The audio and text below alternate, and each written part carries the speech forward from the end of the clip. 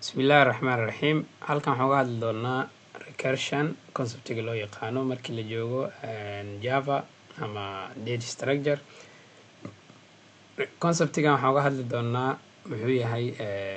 recursion, maxaa loo isticmaalaa, noocyada uu kala baxo, kadibna waxaan arki doonaa examples uu iska leeyahay recursionka. Waxaan isku daynaa marka inaan soo koobno. Waxaan ku hormaraynaa recursion muxuu yahay. recursion markii Java la joogo waa hab ama qaab functionka ama methodku uu asaga nafsad ahaantiisa uu suucan doono si problem uu xalliyo. badanaa waxaa loo isticmaalaa marka in problemkii weynaa lagu jijibiyo oo loo jijibiyo qeybo yaryar. qeybahaas yaryar xalkooda oo laisku soo daray ayaad waxaad heli doontaa problemkii weynaa xalkiisa. conceptiga wuxuu isticmaalaa waxaan in la kala qeybiyo oo qeybba mar laga adkaado. Java markii la joogo recursive method ama functionska oo recursionka sameynayo waxaa loo yaqaanaa oo haddii functionku asaga uu iswacdo ama si direct isku wacdo ama si indirect aan arki doonaa. methodkaas marka wuxuu yeelan doonaa ama method kasta oo recursion sameynayo laba qeyb ka koobnaan doonaa. wuxuu yeelan doonaa wax loo yaqaano base case oo ka joojin doono ama recursionkaas conditionka ama waxa celin doono ayuu noqon doonaa. haddii base case uu yeelan waayo ama base case-kii la gaari waayo waxaa dhici doono waxa loo yaqaano infinite recursion.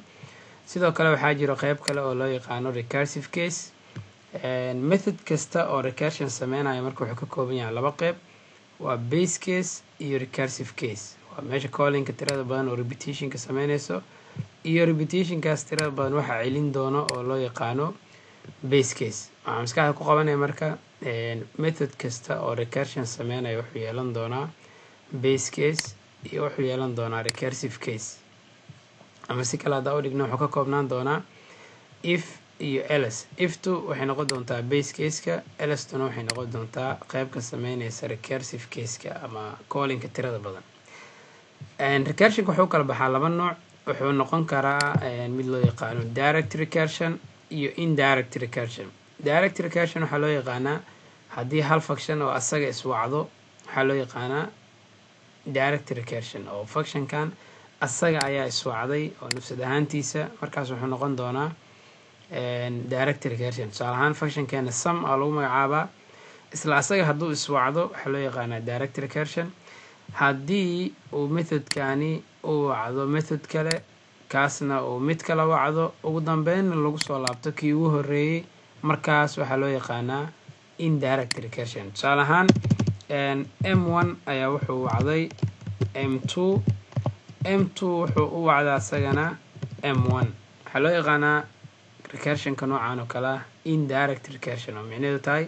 methodkan wuxuu wacday midkan, kanna wuxuu kusoo laabtay kii ugu horeeyey oo originalka ahay. kan oo kale waxaa loo yaqaanaa marka waa indirect recursion. sidoo kale recursionka wuxuu u kala baxaa dhowr nooc: linear recursion iyo binary iyo multiple. linearku waa haddii functionka gudihiisa marka aad soo geshid qeybta boodiga ama recursionka sameynayso, haddii hal function call uu ku jiro waxaa loo yaqaanaa linear. haddii one function call uu ku jiro oo recursion sameynayo waxaa loo yaqaanaa waa linear. haddii two function calls ay ku jiraan waxaa loo yaqaanaa binary recursion. haddii ka badan ay ku jiraan three or more calls haddii ay ku jiraan waxaa loo yaqaanaa multiple. haddii marka functionka markaa gudaha usoo geshid gudihiisa hal call uu ku jiro ama uu asaga iswacanayo waxaa loo yaqaanaa waa one linear. haddii laba call uu ku dhex jiro gudihiisana waxaa loo yaqaanaa binary. haddii qeybta boodiga markaa soo geshidna ay multiple recursion ama calls tira badan ay ku jiraan wuxuu noqon doonaa multiple. si guud marka recursionka waxaa loo isticmaalaa problemski aad ku xalin jirtay loopka ama iterationka. sidoo kale waxaad ku xalin doontaa waxa loo yaqaano recursion. so every recursive problem wuxuu yeelan doonaa isla problemkaas solutionkiisa oo kale ayadoo lagu xalinayo loop. marka wax kastoo aad loop ku xalisid waxaad ku xalin kartaa recursion. waan arki doonaa waxay ku kala duwan yihiin. waxaan fiirinaynaa marka examples. waxaan arki doonaa afartan example. waxaan arki doonaa factorial. factorial waa in numberka lagu siiyo ilaa iyo hal laga soo gaarayo in laisku soo dhifto. tusaale ahaan 5 haddii lagu siiyo 5 4 3 1 labo hal inaad isku soo dhufid numberka lagu siiyo ilaa iyo hal inaad isku soo dhufid isku darkoodana aad soo celis sidoo kale waxaan arki doonaa inaan xalino problem oo ah inaan isku soo darno numberka la siiyay ilaa iyo hal kan cagsigiisa waaye kan waa la isku dhufanaya kan waa la isku soo dari doonaa sidoo kale waxaan soo aragnay power oo kale waxaa hore soo aragtay in lagu xalin karo loop sidoo kale waxaan ku xalinaynaa methodkii power inaan sameyno qaab recursion ah ugu dambeyn waxaan arki doonaa binary recursion anagoo isticmaalayno example-kan oo Fibonacci series ama sequence tusaale ahaan waxaa lagu siin doonaa labadan number waa base labadan number base ay ku yihiin waa given god kasta oo aad imaadid tusaale ahaan kan oo kale waxaa ku heli doontaa labada ka horeysa oo la isku daray 0 lagu daro 1 waa 1 kan marka imaano waxaad ku heli doontaa labada ka horeysa oo la isku daray waa 2 kan waxaan ku heli doonaa labadan ka horeysa oo la isku daray haddii aad fiiriso marka number kasta waxaan ku helaynaa labada god oo ka horeysa waxa ku jiro oo la isku daray waxaan rabnaa marka problemkan inaan ku xalino recursion haduu ilaa idmo ugu dambeyn waxaan arki doonaa recursionka iyo iterationka maxay ku kala bedelan yihiin haddii aan hal mar fiirino iterationka markii la joogo waxaan dhahnay wuxuu isticmaalaa repetition structure oo loop while iyo for iyo do while waxyaabahaas isticmaalaa haddii loopkan conditionkii uu istaagi waayo waxaa dhici doona infinite loop sidoo kale loopka wuxuu istaagi doonaa haddii loopka conditionkiisu uu fail garoobo oo false noqdo maadaama uusan istaagi waxyaabahaas isticmaalaynin degdegsiimada markii loo recursionka iyo loopka waxaa orod badan ama speed badan recursion loopku wuxuu ka qaadan doonaa memory space aad u yar laakiin koodkiisa ayaa aad u tiro badan marka loo fiiriyo recursionka recursionku asaga wuxuu isticmaalaa wax loo yaqaano selection structure oo ah if iyo else inaan kala doorano haddii marka base case uusan lahayn ama aan la gaarin waxaa dhici doona infinite recursion oo call tiro badan oon joogsanayn recursionka callka wuxuu joojin doonaa haddii la gaaro base caseka haddii kale uu socon doonaa xagga speedka markii la yaraamo performancega waqtiga uu qaadanayo aad u culus yahay recursionka marka loo fiiriyo loopka maadaama calling tiro badan aan sameynayno recursionka space badan uu ka isticmaali doonaa maadaama every function call la sameeyo copy ama loo sameyn doono space gooni ah oo variableadii iyo wixii oo dhan oo soo koobiyeysan doono oo isticmaali doono laakiin koodkiisa ayaa wuxuu yahay mid aad u yar marka loo fiiriyo loopka waxaan isku daynaa marka inaan tusaale hal mar aan bixino haduu ilaa idmo waxaan imaanaynaa meeshaan waxaan ku sameysan doonaa function oo loo yaqaano factorial ka bilaawno factorial waxaa lagu helaa aan dhahnay numberkana la siiyey ilaa iyo hal so base casekeenu wuxuu noqon doonaa number 1 haddii marka factorial la gaaro 0 waxaan soo celin doonaa 1 waxaan leenahay marka inaan sameysano public and static waxaan sameysan doonaa integer factorial aan u bixino wuxuu qaadan doonaa marka in loo soo baasgareeyo number waxaan dhahnay every recursive method wuxuu ka kooban yahay laba qeyb qaybta ugu horeysa waa base case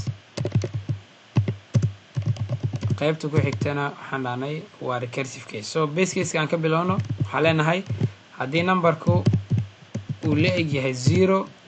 waa basekii waxaan soo return gareynaynaa 1 ls tan haddaa fiirisid waa recursive case waa qaybta sameynayso callingka tirada badan ama repetitionka ls waxaan soo return gareyn doonaa numberkeeni oo lagu dhuftay functionkii aan wacanaynaa oo loo yaqaano factorial waxaan baas gareynaynaa numberkii oo laga jaray hal micnaheedu waxaa waaye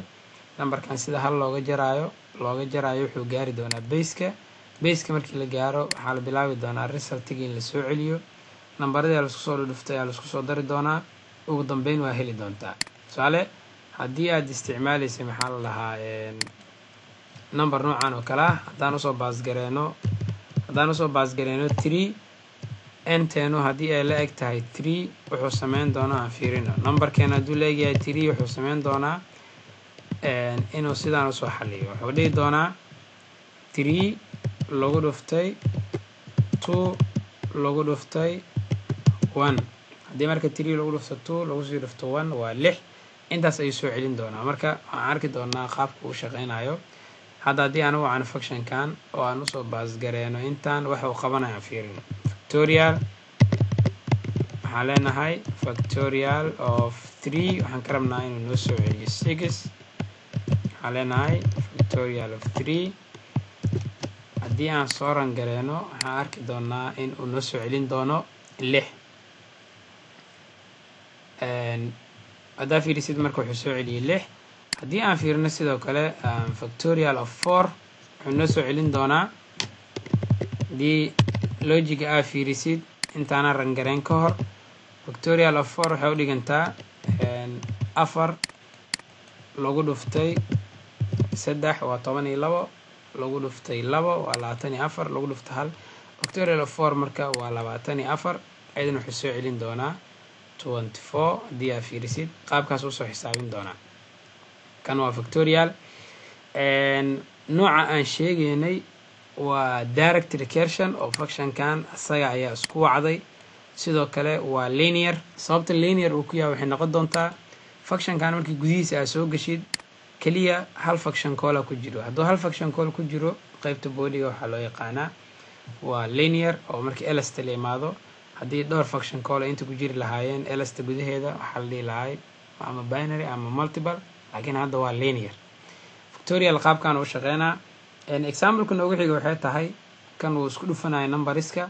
inaan isku soo dardarno numberiska. waxaan arki doonaa sum of 1 up to n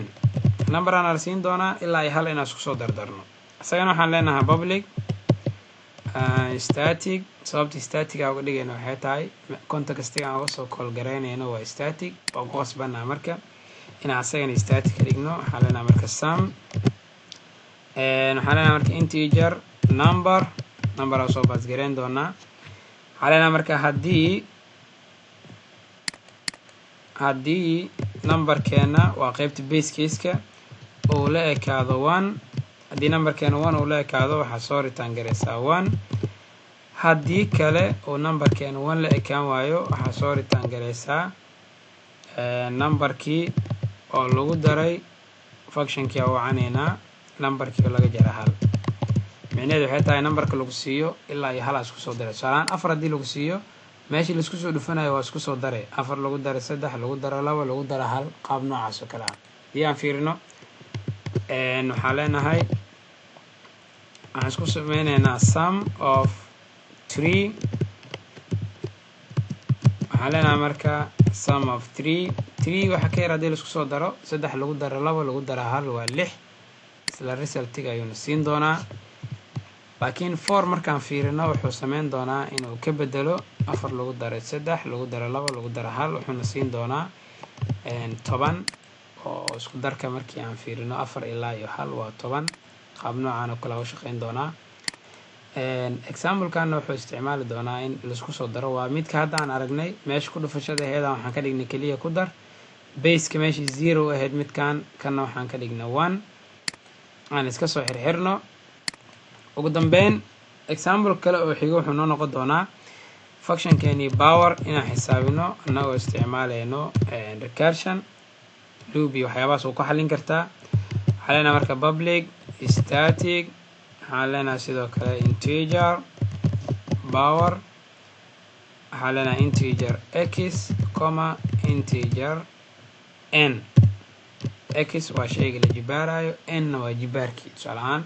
waxaa loo soo baasgareyn doonaa 2 lagu jibaaray 3 ama 3 lagu jibaaray 4 waxyaabahaas oo kale inaan xalinaa isku dayaynaa.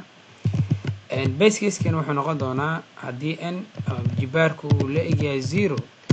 wax kasta oo lagu jibaaro 0 waa 1 marka waxaan soo return gareynaynaa 1. haddii kale waxaan soo return gareynaynaa numberka x oo lagu dhuftay functionkeeni oo wacaneynaa waxaan u baasgareynaynaa x n-1 waxa si u socdo base-ka gaarayo waa midkan x ma taabanayno. kan sida uu socdo jibaarka wuxuu tegi doonaa si marka aad u heshid 2 lagu jibaaray 3 haddii lagu siiyo tusaale 2 lagu jibaaray 3 haddii lagu siiyo si aad u heshid 2 lagu jibaaray 3 waa inaad soo heshid 2 lagu jibaaray 2 waa inaad soo heshid 2 lagu jibaaray 1 waa inaad soo heshid 2 lagu jibaaray 0 intaan markaa soo heshid ayaa waxaa samayn doontaa in aad isku soo dardartid resultigii kadibna uu kuu soo baxo intii oo saxan laakiin haddaadan helin marka problemka weynaa marka haddaa fiirisid 2 lagu jibaaray 3 aan haysanay 2 lagu jibaaray 3 si aan u helno waa inaan intaan soo xisaabino intaan waa inaan soo helno 2 lagu jibaaray 0 waa 1 2 lagu jibaaray 1 waa 2 isku dhufo labadan 2 lagu dhufto 1 waa 2 2 lagu jibaaray 2 waa 4 4 lagu dhufto 2 waa 8 sidaas ayaan waxaan ku helnay 2 lagu jibaaray 3 inay tahay 8 dii marka aad problemka weynaa qabatid oo aad u jijibisid qaybo yaryar qaybahaas yaryar oo la isku soo dardaray xalkooda ayaa wuxuu ku noqon doonaa xalkii problemkii weynaa so problemkan hadda isla asaga waxaad ku xalin kartaa loop inaad isticmaashid sidoo kale waxaad isticmaali kartaa recursion inta hadda aan soo aragno dhan waa linear kan ugu dambeeyo waa binary recursion anagoo isticmaalayno tusaalahan Fibonacci series ama sequence tusaale base lagu siin doonaa basekaaga wuxuu noqon doonaa 0 iyo 1 so number kasta oo inta ka bilaabanayo waxaa ku heliyay labada ka horeysa la isku daray hadda labadan la isku daray waa 1 si aan kan u helno waa 1 lagu daray waa 2 si kan aan u helno waa 2 lagu daray 1 si aan u helno midkan waa 5 si kan aan u helno waa 8 sidaas uu ku socon doonaa ilaa iyo uu ka gaarayo dhamaadka waxaan isku daynaa marka problemkan inaan xalino tusaalahaan haddii aan 0 usoo baas gareyno wuxuu noo soo celinayaa index 0 waxaa ku jira 0 index 1 waxaa ku jira 1 Fibonacci of 2 index 2 waxaa ku jira 1 index 3 waxaa ku jira 2 haddaan 4 usoo baas gareyno 3 soo celinaa haddaan 5 usoo baas gareyno wuxuu soo celin doonaa 5 qaab noocaas oo kale u shaqeyn doonaa waxaan isku daynaa marka in problemkan aan xalino anagoo isticmaalayno Fibonacci waxaa leenahay public methodkii recursionka samaysan doonaa static waxaa leenahay integer Fibonacci waxaan usoo baas gareyn doonaa numberkaas wuxuu noqon doonaa indexka ama godka wax laga dhex raadin doono numberka hadduu la eg yahay laba basekiisa meeshaan jiri doonto numberka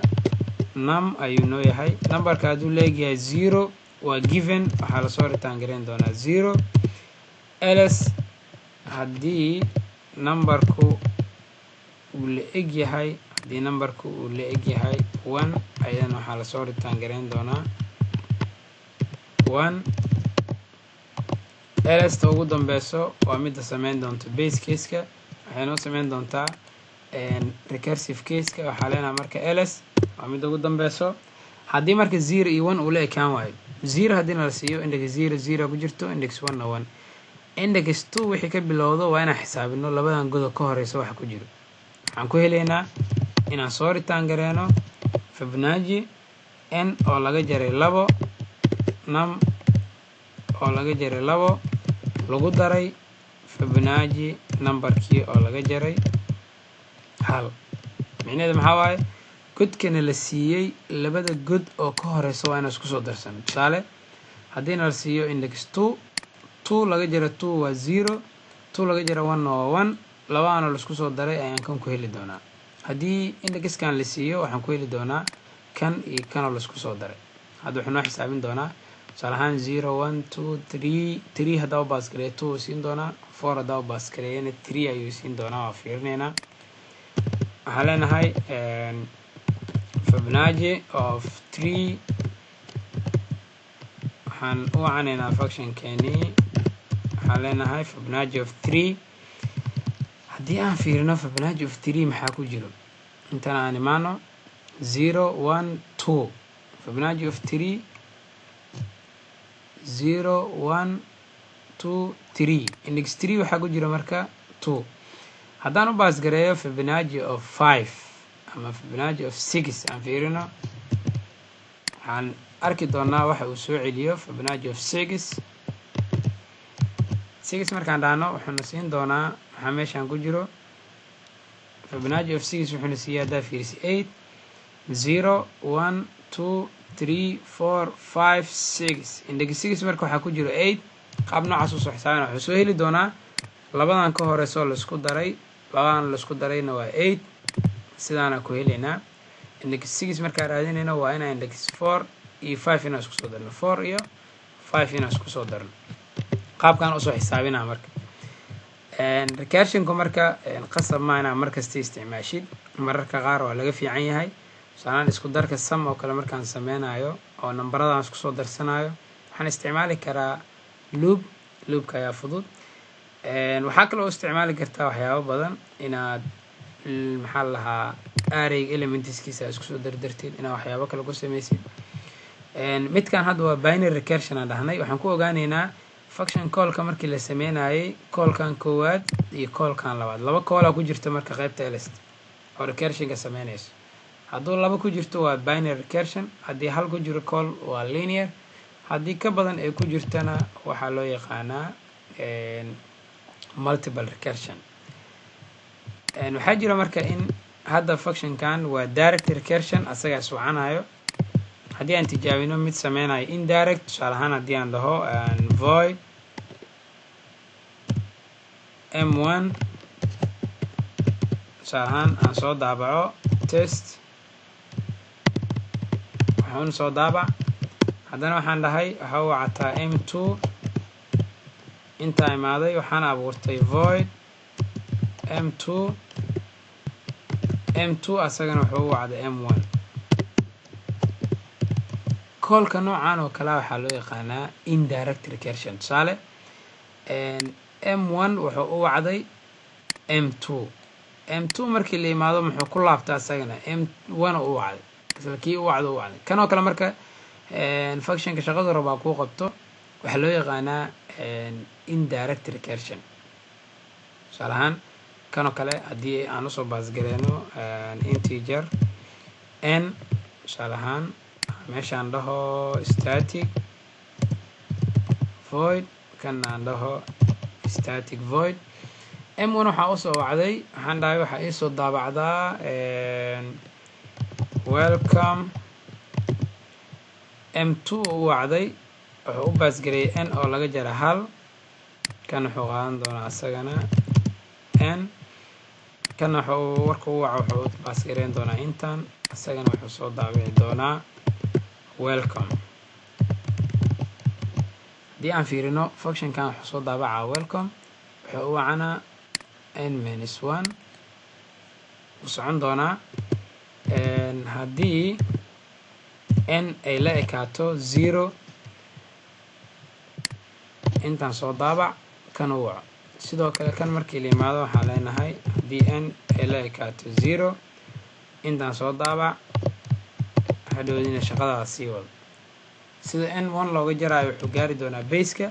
waa la joojin doonaa kadib waxaa lasoo daabici doonaa inta jeer oo aad u baahan tusaale ahaan hadda haddii aan dhahno m1 waxaan u baasgareyneynaa 5 soo rangareeyo waxaa dhacay wax loo yaqaano infinite recursion aan fiirina meesha errorka uu ka jiro inta markaa imaano inaan usoo baasgareynay n0 malaegtaa maya m2 aan u wacnay m2 waxaa loo baasgareeyay n oo laga jara hal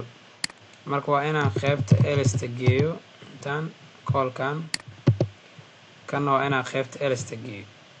si wixii ay u kala istaagaan haddii kale waxay noqonaysaa in ay isku dhex yaacaan oo tijaabinaynaa markaan rangareyno welcome hal mara liisoo daabacay n-1 sidoo kale mar kasta oo gudaha lasoo galo base caseka waa inaan isagana kusoo daabaco logiga si uu noogu saxmo waxaan sameynaynaa marka inta inaan kusoo xirno midkan kanna aan kusoo xirno si statementska ay iskula socdaan aan soo rangareyno marka haddaa fiirisid 1 2 3 4 5 6 jeera lasoo daabacay n wuxuu kasoo bilaabi doonaa 0 ilaa iyo numberka aad keentay haddaa raba marka ilaa iyo 5 in lasoo daabaco meeshaan waxaan ka dhiganaa 1 haddaa raba ilaa iyo 5 in lasoo daabaco salaanada 0 kasoo bilaaba ilaa numberka marka hal xabo dheeraada markasta ku jiri doona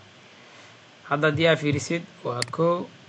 2 3 4 5 wuxuu soo daabacay welcome 5 jeer annaga numberka usoo baasgareena m1 wuxuu ahaa daafa xasuusatid waa 5 inta markii la imaado marka waxaa la dhihi doonaa m1 5 wataa hal malaa'igta maya elsta la imaana waa lasoo daawacaa halaa laga jaraa kana loo imaana kan hadhowda wuxuu kusoo laabanaa asagana kii hore sida loopku u wado waxaa lasoo daawici doonaa marka 5 jeer muhiimadda aan u daleynaa waxaa waa marka haddii recursion noocan ah aragtid waxaa loo yaqaanaa indirect